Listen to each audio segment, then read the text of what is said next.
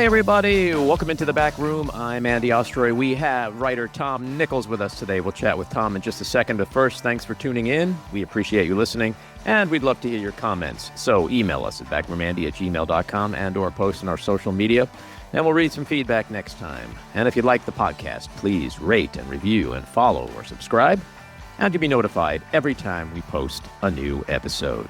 So, Tom Nichols is a staff writer at The Atlantic and a contributor to The Atlantic Daily Newsletter.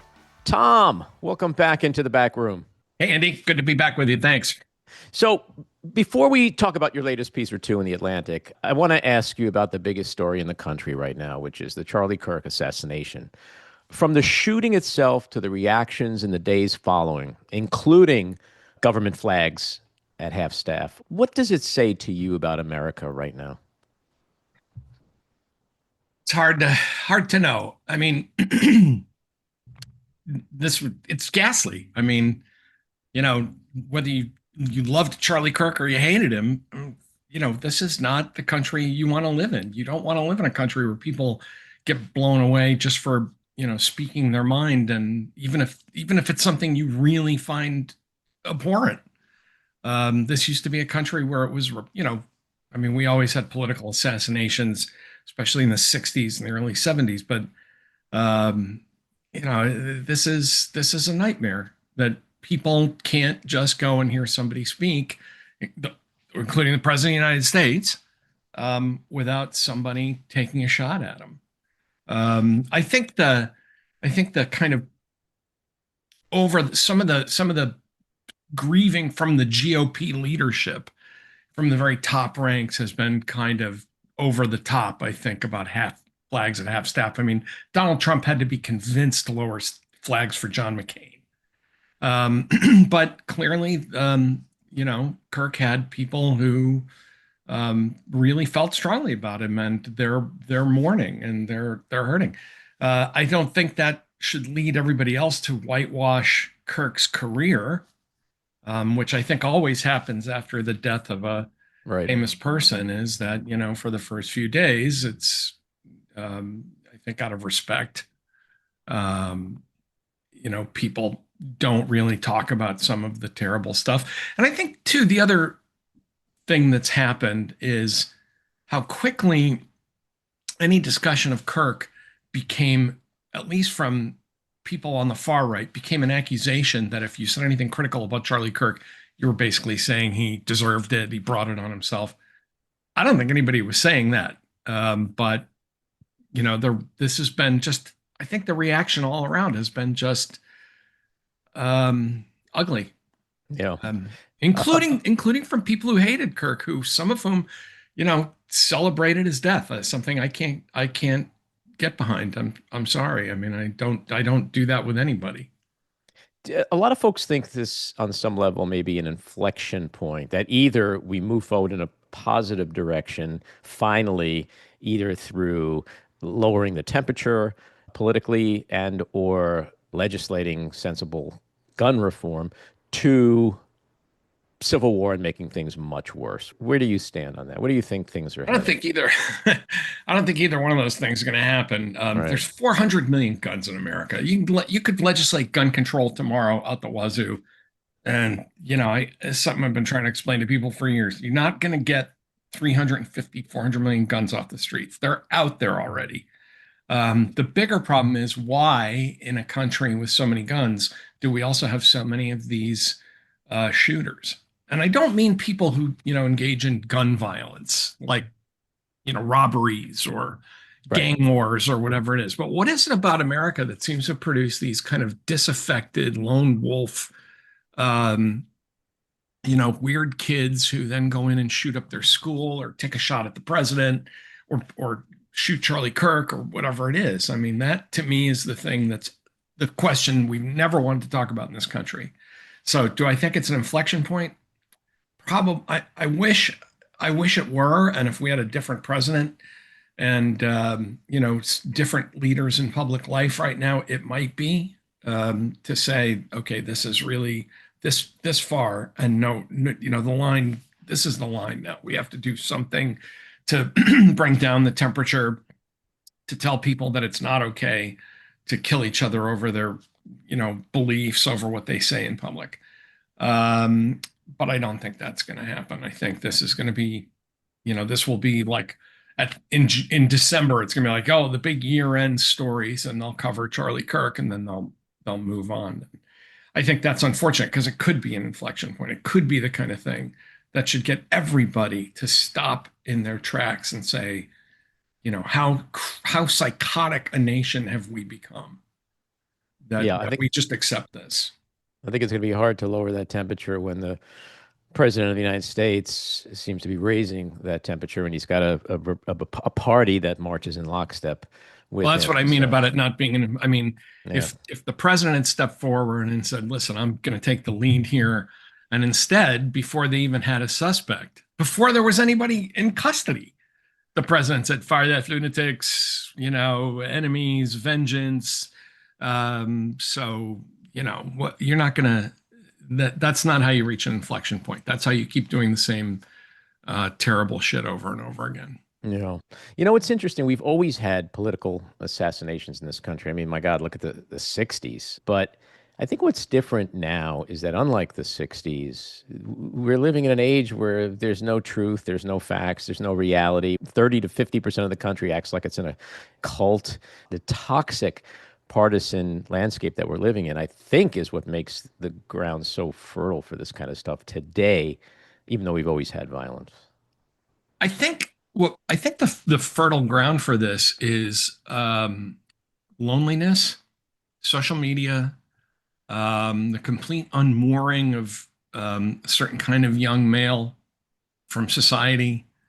And I'm not sure what to do about that. Yeah. This does not fall. And I think, one of the reasons that I haven't really said much about this, because, the first few days after a shooting are like the worst, days. But I think we're going to learn a lot more about the shooter and his life.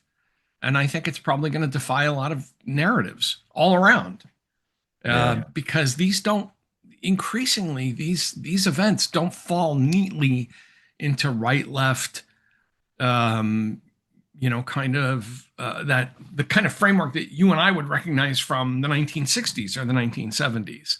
And even back then, I think it's really important to point out that some of these assassins were kind of the forerunners of what we're seeing now. The guy who shot George Wallace, he was looking for a target anywhere. You have always had people say, I just want to kill someone famous. This is Taxi Driver. The movie Taxi Driver is 50 years old now, which is kind of stunning to think of, So I think, we've always had this, but why is it that after the 70s in particular, this kind of picks up steam? And I think it is because in a kind of post-industrial, very detached, very lonely, very atomized America, you have these young men. I've written about this. I call them the Lost Boys, these kind of trapped in eternal adolescence, filled with anger, towering narcissism coupled to insecurity, and we're just producing more and more of them. And the guns are already out there. So unless we're going to confiscate and destroy guns, you're not going to do anything about that. The real question is, why is it that in countries where you do have a lot of guns, why isn't it, Israel? Why aren't there mass shooters in Israel or Switzerland or, other places where weapons are readily available? And I think it's something about peculiar to American society. I hate to say it's the most terrible kind of American exceptionalism. And we have seen this in other, the most prolific mass shooter in history was a Norwegian. Some years ago, but it does seem to be a postmodern phenomenon linked to the kind of atomized and adrift young men that we're producing in modern society. Yeah, well, the proof is in the pudding. You look at other Western countries that have strict gun laws, and they don't see the kind of mass shooting violence that we do. I think in this country, people just want to ignore that correlation. It's as and chalk it off to mere coincidence. But if you ban weapons of war and you impose the same restrictions on guns as you do people drinking or getting into a car, you're probably going to see a reduction in gun violence. That's just my If you my could, opinion. I mean, you could. But the problem is that we're producing, I think that the school shooter phenomenon seems to be a uniquely American thing, Hmm. not because of the guns, but because of something something we're producing in our society. I think the copycat factor has a lot. Once somebody sees somebody do something, then it's like, oh, that seems like a great idea. And in an attention economy, it's the need for fame. Yeah. And your point about the social media and the internet is really well taken. I mean, these young men, these disaffected young men, are now able to find community through which they can become incredibly radicalized. That didn't exist But decades yeah, ago. that happens actually. I mean, there's an interesting phenomenon with the internet, which is I always put it this way: every town in America has a local kind of misfit or the local weird guy, right? Um, and in the old days, the community was kind of a break on those folks, right? There were like there's one person who lived among a lot of normal people, and well, and so he'd get a job and he'd kind of have to live in that community. Now with the internet, each person in each of those towns, if you have 10,000 towns, that's 10,000 of those folks who suddenly they're not the local weird guy, they're a union Right. or a That's movement, right. you Yeah. know. Or as they like to call it, a community. I mean, I've had people in MAGA tell me they originally got there because they wanted a sense of community. And the internet brings that community together, and not in a really good way. I saw a story sometime in the New York Times that pointed out that through the internet, people had formed an organization of people who think the government is spying on them, listening to their thoughts. Like people who I think you would normally have. You would say this is an emotional problem. This is a psychological issue. Hmm. But when there's 10,000 folks with the same psychological issue, and they're all saying to each other, so you have it too. I know that feeling. And then it's not a diet. It's not a therapeutic problem that needs to be managed. It's a movement.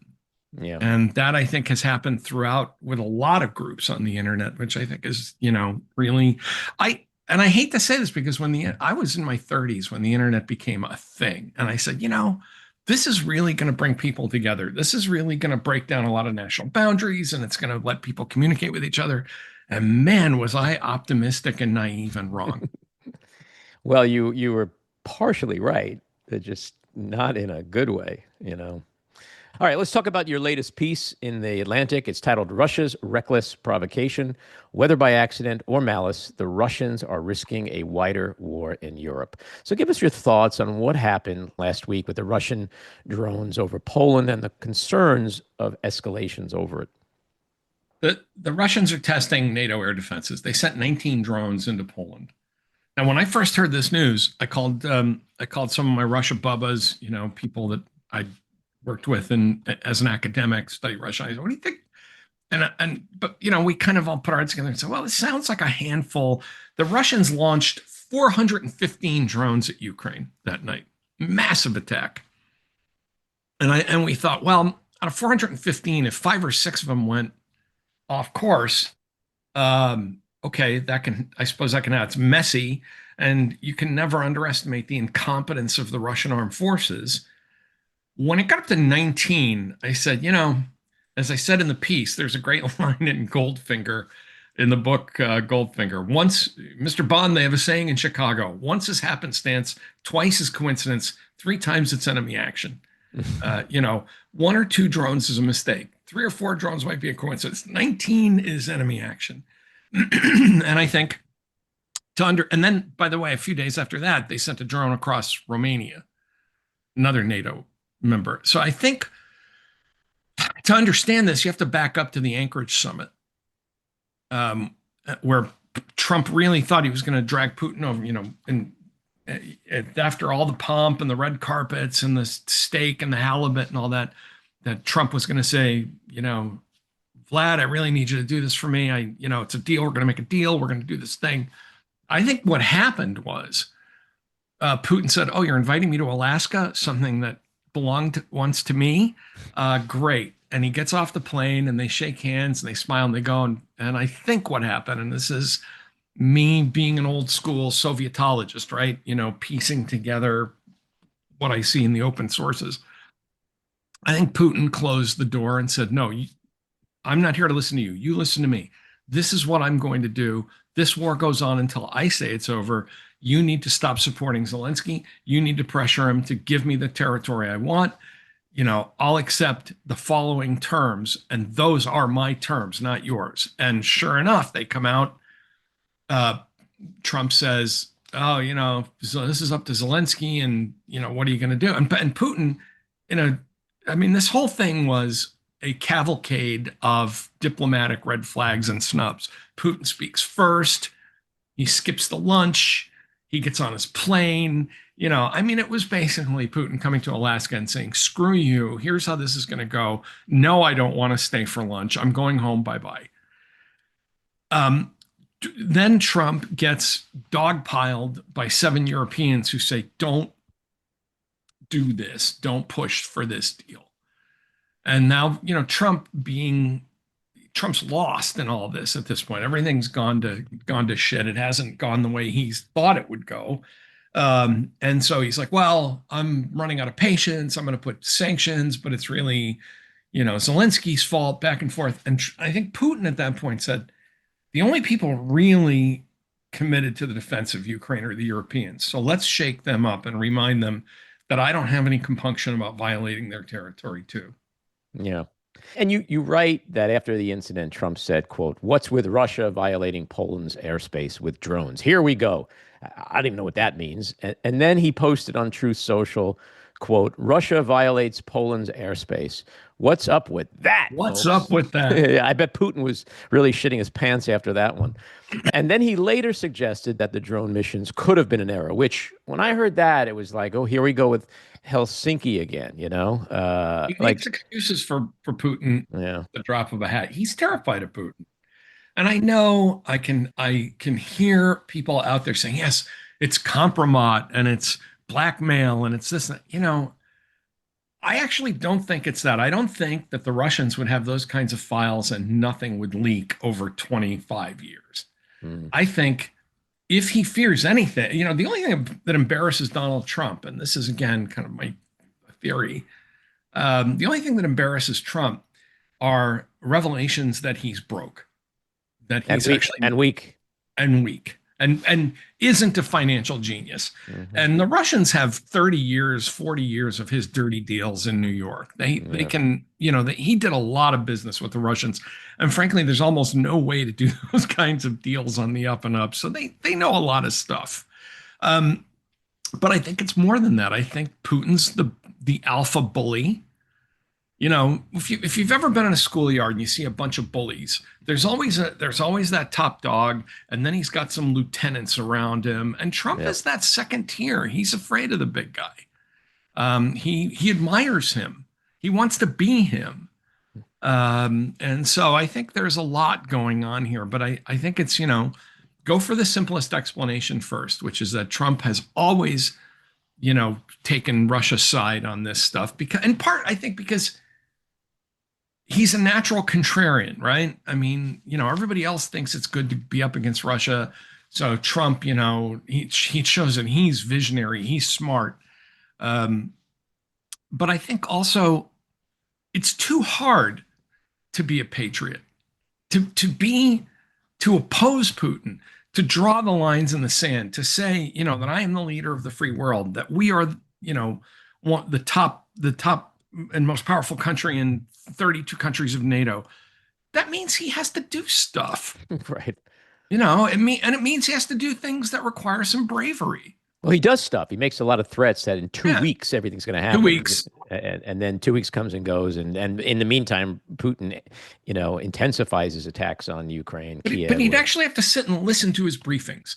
He'd actually have to delegate some authority to Kellogg or to Rubio or whoever it is to say, listen, I want the Russians to understand that they're not going to win this war. Kind of the way Reagan did during the call. He said, look, he turned to his one of his NSC guys. He said, here's my concept. We win and they lose.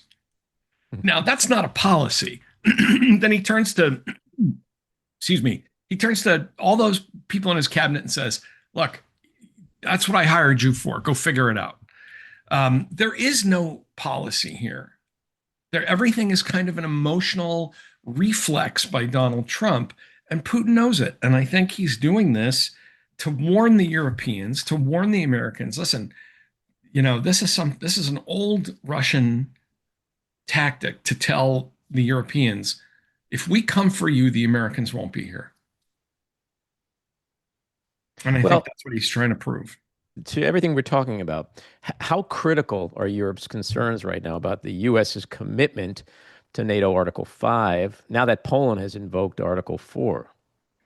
Well, there's a lot of distance between Article 4 and Article 5. Okay. I mean, even though they're, right next to each other, the mileage between an Article 4 request and an Article 5 invocation is a galaxy. So, an Article 4 has been invoked before in the past. Nonetheless, to say we're invoking Article 4 means we feel threatened by a foreign power. And the Americans just aren't taking that seriously. And I think the Europeans, it's for years, and especially going back to my Cold Warrior days in the 80s, for years it was fashionable to say the Europeans, they're, fancy pants, weenies, they're not going to fund. Now the Europeans get it. There is a gigantic war raging right in their backyard, and they understand. So I hope NATO holds together long enough to survive Trump and get through this war and reconstitute itself. But boy, Donald Trump is really doing his best to make the Europeans feel like they're on their own. Now, to their credit, they're sending a lot of money and a lot of support to Ukraine. That's the good news. Trump said a couple of days ago that he'd impose strict new sanctions on Russia if NATO does. That's some serious leader of the free world talk, isn't it? What he did was to set up impossible conditions for future sanctions. His supporters have been saying, well, what's wrong with him saying don't buy your oil from Russia? First of all, the Europeans have been decreasing the amount of energy they buy from Russia steadily for years. But he then adds stuff like, well, you have to put big tariffs on China. And then you have to, jump through this hoop. And then you have to, count backwards from 100. And then you have to, do the alphabet. I mean, he's setting up all these hoops that he knows can't be jumped, as a way of saying, well, I had a plan, but the Europeans didn't play ball. I mean, it really was just obviously Trump saying, I don't want to do anything, so I'm going to set up a bunch of impossible conditions. And when the Europeans don't fulfill them, fine. So in terms of how he's handled efforts this year to hold Putin accountable and achieve a ceasefire or even end the war, at best, he's been grossly ineffective, and at worst, he's Putin's puppet. Where do you land on that? He has made us a de facto Russian ally. And that's all I can say. Putin's puppet, not quite, because every now and then he blurts out how angry he is, or, puppets are usually a little more compliant, but Putin's willing partner, sure. Every time he meets with Putin, he comes out and starts spouting Putin's lines. Like, this goes all the way back to Helsinki. Yeah. When he comes out and says, well, the CIA says, our intelligence community says that they interfered in the election, but Vladimir told me they didn't, and I'm going to go with Vladimir. We're talking about inflection points and watersheds. That was something from which we never recovered. The one line from him that I can never get out of my head was, based on what you just said, when Trump ended it with, and I don't know why he would. You don't know why Russia would interfere in our elections? Seriously? Like, that's what I was like. You almost got me with a spit take. Yeah, I don't know why. Why would the Russians? I saw back during the Cold War, I was giving a talk to a bunch of students and about arms control, and a student said, "Well, I don't think the Soviet Union wishes us any harm at all." And I went, and I was debating a very kind of left-wing arms control guy, and even he stopped and said, "Wait a minute. Yes, they do. We're just disagreeing about what to do about it." Right. So yeah, it was kind of like that moment of, well, I don't know why they would. Well, then if you can't understand why the Kremlin would want to destabilize American democracy, then you shouldn't be in this job. Mm-hmm. But I think it also shows you, Andy, how much people in America just don't care about foreign policy anymore. They just don't Yeah. care. Well, that's a good segue into the next question, and that is you end your piece lamenting that Americans may have forgotten that this deadly war still rages on, and you warn of its consequences in Europe and the rest of the world. What's the worst case scenario here from a just realistic standpoint? Obviously, Russia is not taking over the world, but what's the worst case scenario in a realistic sense? Well, the worst case scenario is the one I don't even want to talk about, which is all this gets, to quote Fred Thompson from Hunt for Red October, this thing gets out of hand and we're all lucky to survive it. I don't think that's the most likely possibility. I think the Russians are going to continue this campaign of butchery, unhindered by the Americans, but taking significant losses because of the help they're getting from the Europeans. And I think eventually this probably settles into a frozen conflict and a partitioning. If we don't, now this is the worst case that I think is plausible rather than, global war. If we don't help, then you have the Russians partitioning Ukraine, shearing off, a quarter of the country, leaving a rump Ukrainian state that they then managed to overthrow. Either Zelensky's voted out of office or they managed to overthrow the government, replace it with I keep waiting for some attempt at a government of national salvation that's obviously pro-Russian, decides to reunite, kind of become another Belarus, as part of a Russian confederacy of some kind. That to me would be a terrible outcome. Every day that the Ukrainians exist as an independent people and an independent state is a day Russia is losing. I think the Russians have given up the idea of a triumphal march into Kiev, but I think they're not going to stop. I think they can take more territory, get a better deal, and then buy some time to do what spies do, what saboteurs do: undermine the government from within, try to get some kind of pro-Russian group that then says, we're going to sign a peace deal. We're very sorry about all this. Please accept us into the greater Russian, sphere of influence here. In your opinion, to date, is Russia losing this war? Russia's been losing this war for 3 years. I mean, some of us who thought that, I was one of the people who thought Kiev would fall in a week. I mean, I was like Putin this one. Like, I looked at the map and I saw a country being attacked on 3 axes by hundreds of thousands of troops, by a country 3 times its size, with significantly more air power. What I didn't count on is that the Ukrainians have become much better since the Crimean seizure, since the invasion of Crimea, and also really underestimated, and this is on me, and I think other Russia experts really underestimated how bad the Russians have become at this. I mean, that first month of operations was chaos and incompetence and just general, I've been really astonishing levels of incompetence. And I think once they couldn't seize Ukraine in a matter of a week or two, they've been losing every day since. I mean, this is a country, this is insane. I mean, Russia was a country at peace. Economy was what it is, but improving. And Putin, because of this mad scheme, has sacrificed tens of thousands of Russian men on the altar of his ambition here. You've had a brain drain of young people fleeing the country, young men getting thrown into almost like a World War I style meat grinder. I think every day that goes on, ask yourself this: if this were the United States and we were fighting a country a third of our size and taking the same level of casualties and just like pulling men off the streets, like forget about Vietnam. I mean, worse than Vietnam. No deferments, nothing. Just grabbing men off the streets and sending them into battle with a week of training.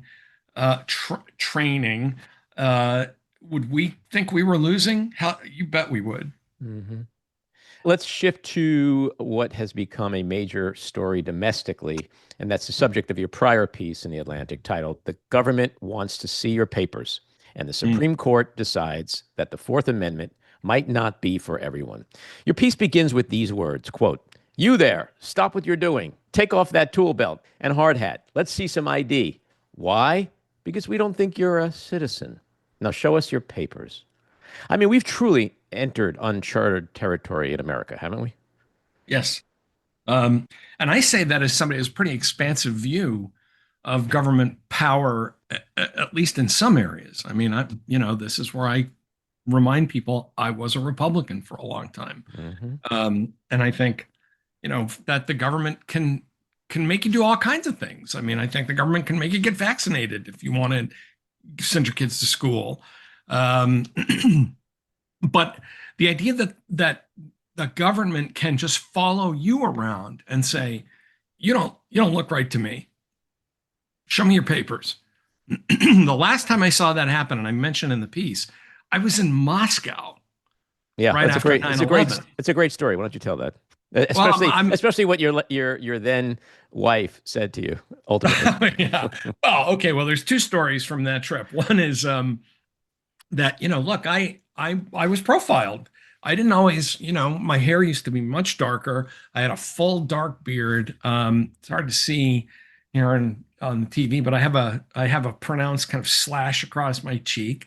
I look nefarious. I buy it. And I was flying like 3 weeks after 9/11. All the airlines were empty. We sat in the back of a British Airways. I could have played volleyball in the back of the plane. And I got pulled on a line in Boston before. I was like, Defense Department. I work for the DoD. And but I get to London, and man, London at Heathrow, they were not screwing around. You follow me, and I was like, and right in front of everybody.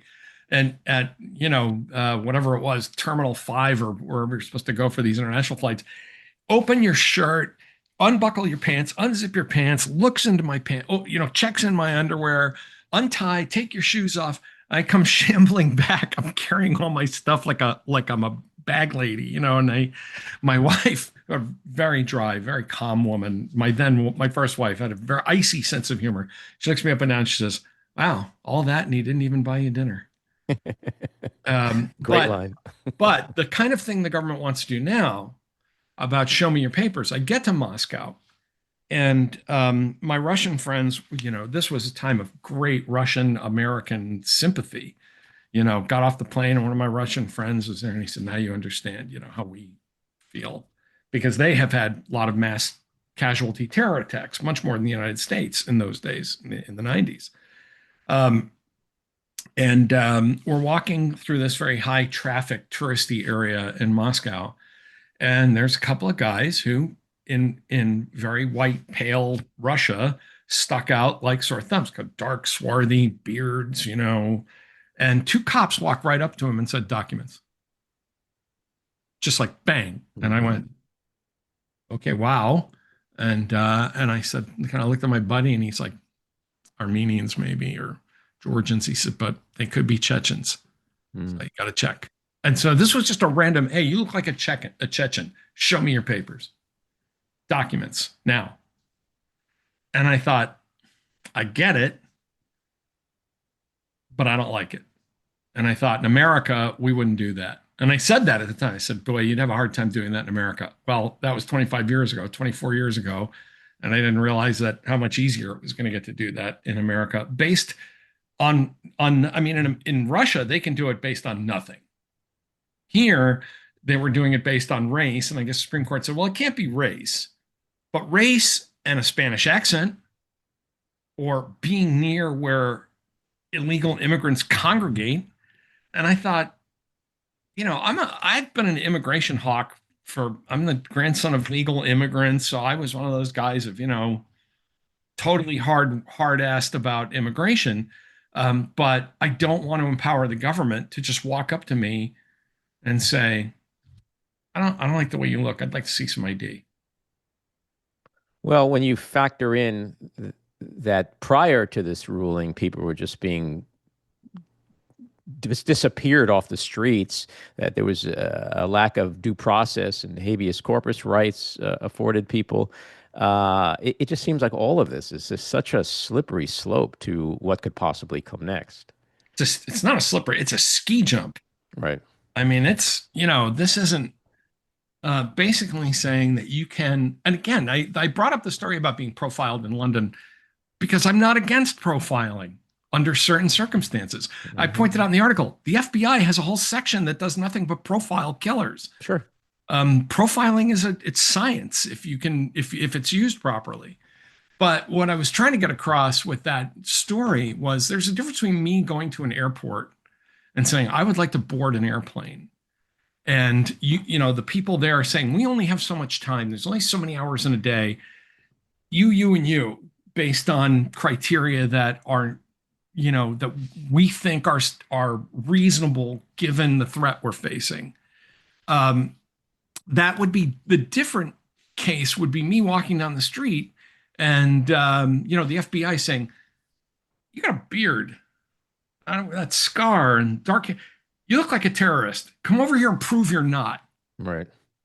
And I think that's where, we're going. And I think as much as the immigration version of this is really something you have to lay at Trump's door. I mean, we started on this path with the Patriot Act and the Department of Homeland Security and all of that stuff that conservatives were once small government people. And I didn't like that. I was totally against establishing the Department of Homeland Security.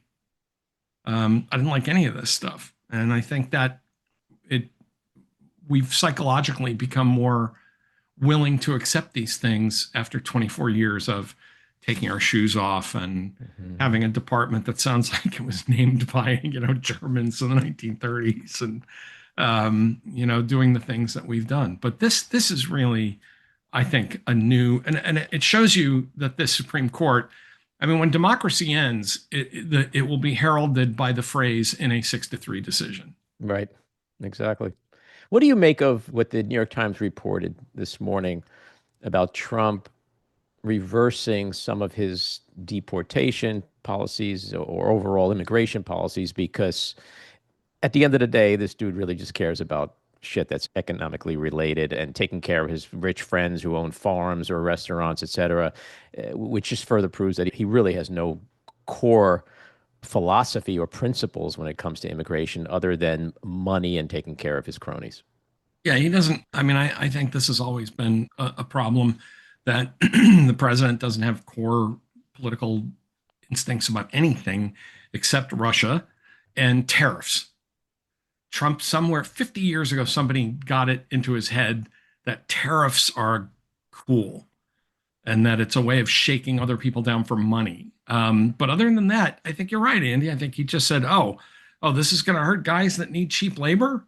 Right. Okay, fine. Then, including himself. There's in the beginning of one of Bob Woodward's books, there's this whole conversation Trump has with one of his advisors where he says, I'm going to run for president.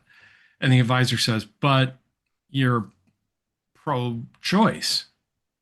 And I'm going to run as a Republican. He said, but you're pro-choice. He went, okay, so I'll be pro-life. I'm like, with it just okay, so I'm not anymore. Like, it's just, these socks don't match this suit? Fine, give me another pair of socks. They brought up too, I think one of the advisors said, but you've given a lot of money to Democrats. And he said, well, I give a lot of money to everybody. I don't care about that. And you couldn't we're now, 8 months into his second term. You can't figure out what the defining outlines of his political beliefs are, other than whatever's good for Donald Trump is good. America first and some kind of isolationist kind of, again, I keep thinking there's a certain amount of laziness involved with this, because to be an internationalist, to be an alliance guy, an Atlanticist, you actually have to put the time in and work and understand things. But it's not surprising to me at all that, and the other thing you notice that another tell that he has no real inner guidance on this stuff. My colleague David Graham, and I love pointing this out because David wrote a great piece about it. He said, Trump never rejects a hypothetical. Now, people who have beliefs and ideas and policies, if I became president and somebody said, Tom, are you going to dissolve NATO? I would say no, because all my life I've been an Atlanticist and a NATO guy, right? So I'd look at a reporter and go, no, I'm not going to do that. Trump, no matter what you ask him, I'm looking at it very strongly. We're thinking about it. We'll see what happens. We'll see what happens. We'll see what happens. 2 weeks, because there's no answer that his principles or prior beliefs. There's no conviction. Provide him. There's not right. There's nothing. Most of us, if you ask things like, Andy, are you going to kick a puppy after this podcast? No, I like pup. I would never do that to a puppy. That's the problem. Puppies are, they're okay, but we'll see. We're looking at it. We're thinking about it. We're probably not, but maybe, Depends on the puppy. It depends on the puppy. Yeah. I don't know. What kind of puppy? What did he do? There's no instant answer for him that bubbles up at 79 years old after 10 years in national politics. And no matter what you ask him, he goes, yeah, I guess, maybe, I don't know. We'll see. We'll take a look. It's crazy. It's not crazy. It's nihilistic. You end the piece with a very sobering thought, which is that we can no longer feel protected by the U.S. Constitution. Wow. I think some years ago I wrote a piece. Someone kind of challenged me to say, look, you keep talking about this existential threat to democracy and the collapse of American democracy. And what would it look like? Enough with the warnings, and I didn't want to write dystopian fan fiction, but I think you're already seeing something that I was worried about, which is that the rule of law and constitutional protections start collapsing in a patchwork across the United States, in pieces across the United States. I mean, I live in New England. Even during 4 years of Trump, the first time around, and now, life here does not change very much. Mm-hmm. This is, kind of solidly blue region, well managed, highly educated voter base and all that stuff. I mean, life in New England doesn't change that much, at least down here in southern New England doesn't change that much.